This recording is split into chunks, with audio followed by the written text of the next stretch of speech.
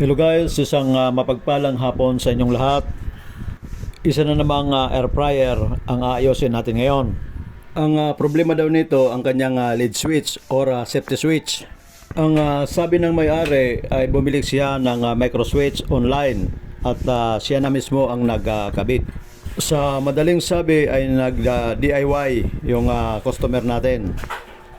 Siyempre gusto niyang makatipid. Ang problema pagkatapos niya maikabit yung switch, pagka nilalagay yung fryer basket ay nawawala yung power ng air fryer. Pagka tinatanggal naman ang fryer basket ay nagkakaroon siya ng power. Yan guys, kung makikita nyo, pag nilalagay yung fryer basket ay nawawala yung kanyang power indicator at ang temperature indicator. Kapag tinatanggal naman ay nagkakaroon ng ilaw ang kanyang power indicator.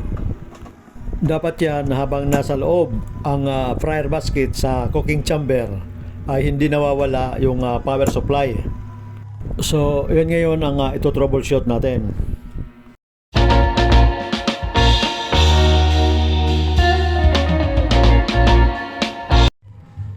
Yan guys, kung nakikita nyo yan na slot, dyan nakalagay sa ilalim na yan ang switch.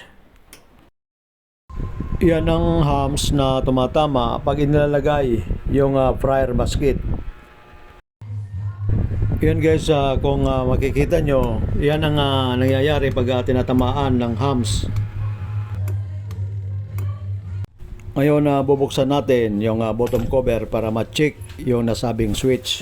Tatanggalin lang natin yung mga rubber plugs dahil dyan nakalagay yung mga screw.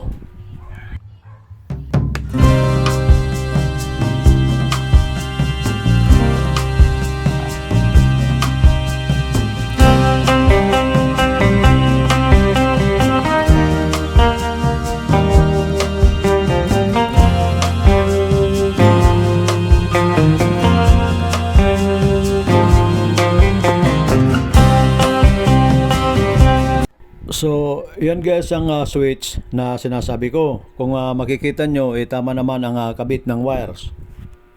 Ang tawag ng switch na yan ay micro switch. Ngayon, tatanggalin natin ito para i-check.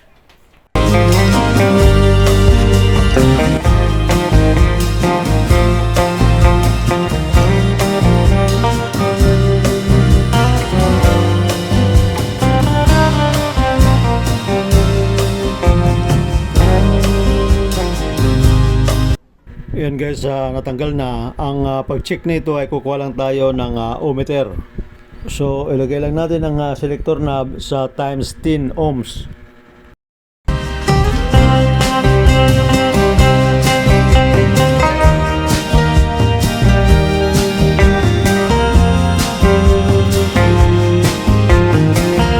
Yan guys, kung maobserbahan nyo, pumalo kagad ang tester natin. Ibig sabihin yan naka-on posisyon ng switch natin. Ngayon, i-press natin yung switch. Ngayon, kung maobserbahan nyo, nag-off position siya. Pagka binibitawan naman, nag-on. Pagka pinipress naman natin yung switch, nag-off. Ang ibig sabihin nito guys, mali ang nabili na switch ng customer. Ang nabili niya ay normally closed na micro switch. Ito yung sample ko ng normally close. Iyan ang dalawang terminal at iyan naman ang plunger. Kaya pag tinister natin yan, yung dalawang terminal, ay papalo kagad yung tester. Dahil kung makikita nyo ay naka-close yung contact.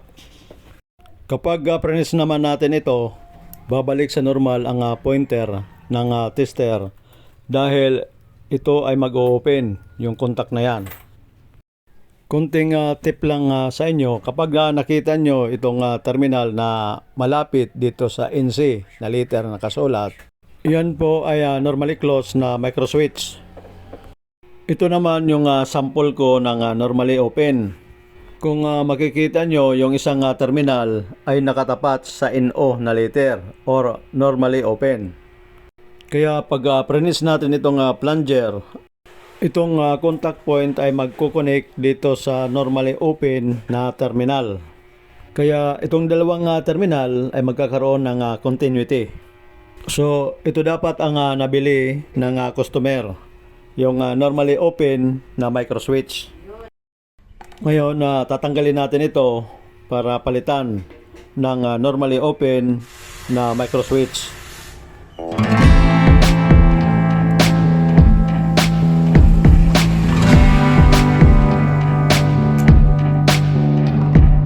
Yan na guys, natanggal na. Kung makikita nyo ay confirm na normally close ang nabili niyang micro switch. Ang mga micro switch ay may ampere rating yan. Kung makikita nyo, ito ay 16 ampere. So ito na guys ang ipapalit natin na micro switch. Ito ay 16 ampere sa 250 volts. At ito ay may tatlong terminal. Ito ay may common, normally close at normally open. Ibig sabihin nito, pwede mo gamitin yung normally close, pwede mo rin gamitin yung normally open. Depende yan sa paggagamitan mo ng switch. So yan ang kagandahan ng 3 terminals na micro switch.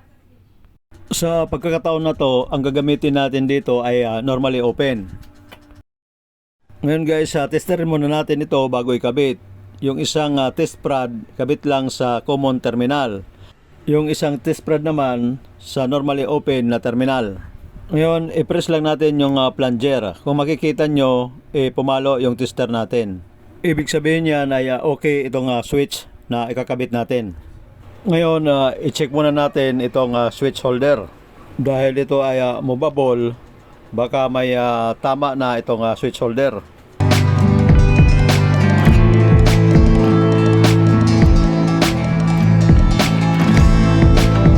So ayan guys, kung makikita nyo, may crack na itong plunger.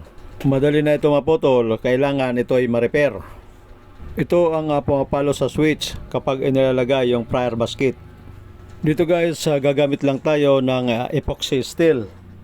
Dahil sinasabi dito, ito ay heat resistant, non-conductive, high melting point, at ang curing time niya ay 3 minutes to 5 minutes ay okay na. Kaya ito ang ginamit ko.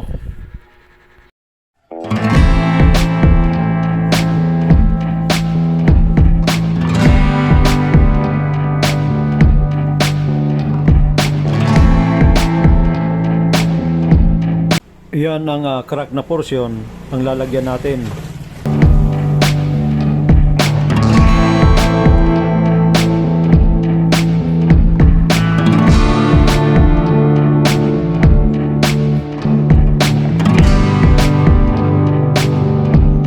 Dito guys, patutuin muna natin ng gusto.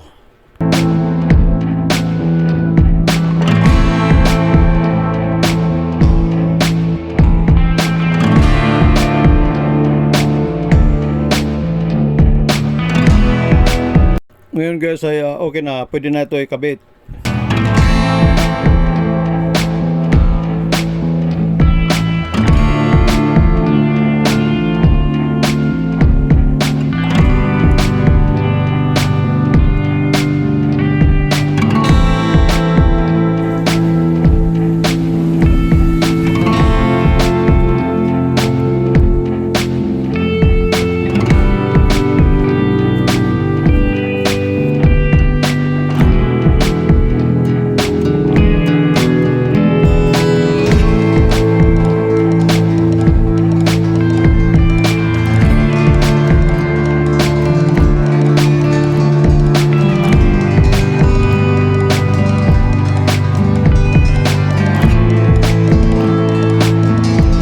Ayan na guys, nakabit na yung switch holder at ang micro switch. Ngayon, titesting natin kung naglalaro yung plunger.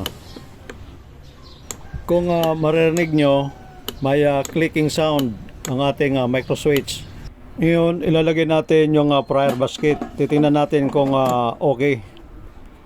Kung makikita nyo, gumagana ng maayos ang ating switch. Kaya pwede na ibalik yung mga terminal.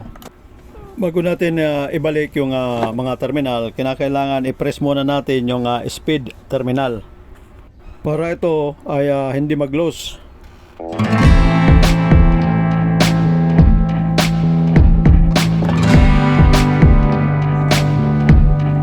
Dito guys, unahin muna natin sa common terminal.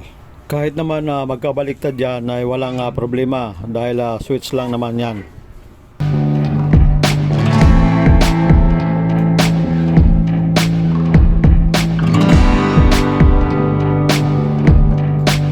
Ang susunod natin na terminal ay dyan natin ikakabit sa normally open, yung gitnang terminal. Ayan guys, tapos na yung termination. Pwede natin ikabit yung bottom cover.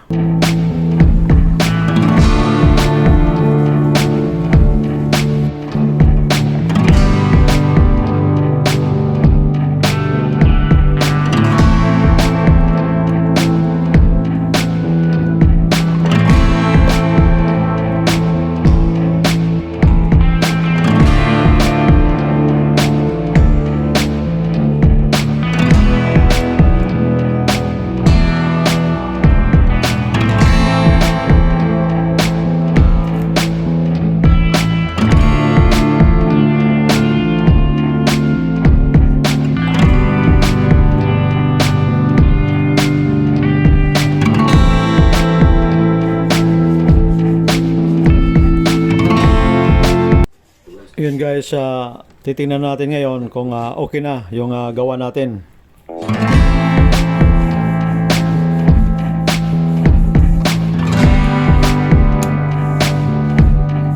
Bago natin ito switch on, ilalagay muna natin yung prior basket dahil hindi naman mag-o-on yan pagka hindi nakalagay.